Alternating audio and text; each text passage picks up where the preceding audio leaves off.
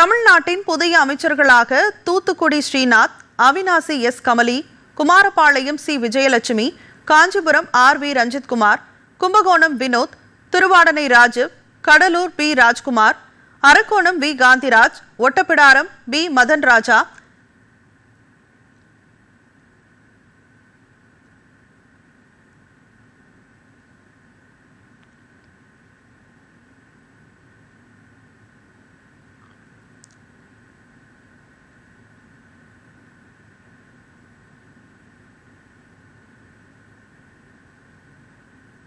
Rajapalayam K. Jegatheeswari, Killiyoor S. Rajeshkumar, Erode கிழக்கு M. Vijay Balaji ஆகியோர் இன்று பதவியேற்றுள்ளனர். இவர்களுடன் ராசிபுரம் டி. லோகேஷ் தமிழ்ச்செல்வன், சேலம் தெற்கு A. Vijay Tamilan Parthiban, Srirangam Ramesh, Melur P. Viswanathan, Velachery R. Kumar, Sriperumbudur K. Thennarasu,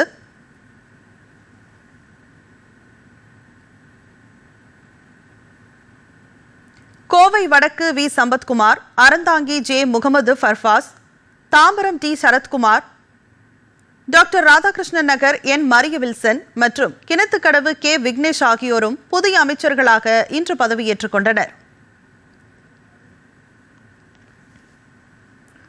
Srinath எனும் நான் சட்டப்படி அமைக்கப்பெற்ற இந்திய அரசியலமைப்பின் பால் உண்மையான நம்பிக்கையும் மாறா பற்றும் கொண்டிருப்பேன் என்றும், இந்திய நாட்டின் ஒப்பில்லாத முழுமுதல் ஆட்சியையும் ஒருமையையும் நிலைநிறுத்துவேன் என்றும், தமிழ்நாட்டு அரசின் அமைச்சராக உண்மையாகவும் உளச்சான்றின்படியும் என் கடமைகளை நிறைவேற்றுவேன் என்றும், அரசியலமைப்பிற்கும் சட்டத்திற்கும் இணங்க அச்சமும் ஒருதலை சார்பும் இன்றி விருப்பு வெறுப்பை விலக்கி பலதரப்பட்ட மக்கள் அனைவருக்கும் நேர்மையானதை செய்வேன் என்றும் ஆண்டவன் மீது ஆணையிட்டு உறுதிமொழிகிறேன்.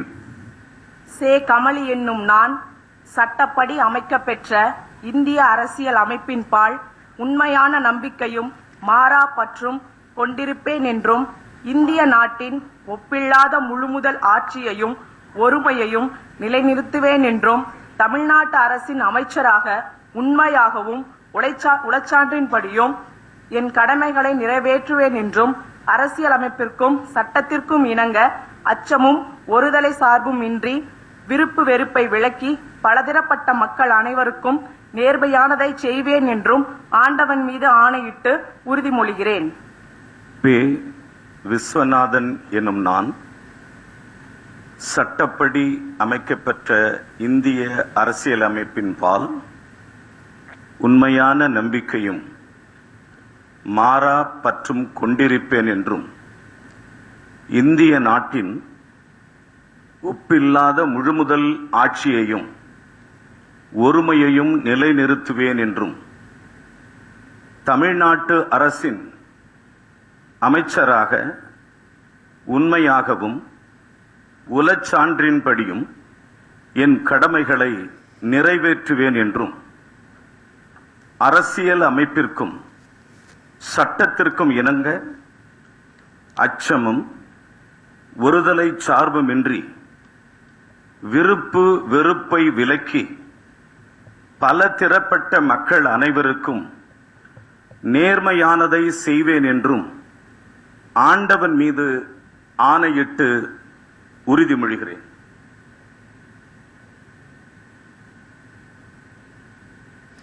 தமிழ்நாடு அமைச்சரவையில் 4 பெண்களுக்கு வாய்ப்பளிக்கப்பட்டுள்ளது. ஏற்கனவே கீர்த்தனா அமைச்சராக பதவியேற்றுள்ள நிலையில் இன்று கமலி, விஜயலட்சுமி, ஜெகதீஸ்வரி ஆகியோர் அமைச்சர்களாக பதவியேற்றனர். சிறுபான்மையினர் 3 பேருக்கு அமைச்சர் பதவி வழங்கப்பட்டுள்ளது. மேலும் அமைச்சரவையில் 7 பட்டியலினத்தவருக்கு வாய்ப்பளிக்கப்பட்டுள்ளது. தமிழக வெற்றிக் கழகத்தின் சார்பில் எழும்பூர் தனி தொகுதியில் போட்டியிட்டு வெற்றி பெற்றிருந்த ராஜ்மோகன் கடந்த மே 10ஆம் தேதி அமைச்சராக பதவியேற்றார். அவருக்கு பள்ளிக் கல்வித்துறை ஒதுக்கப்பட்டுள்ளது.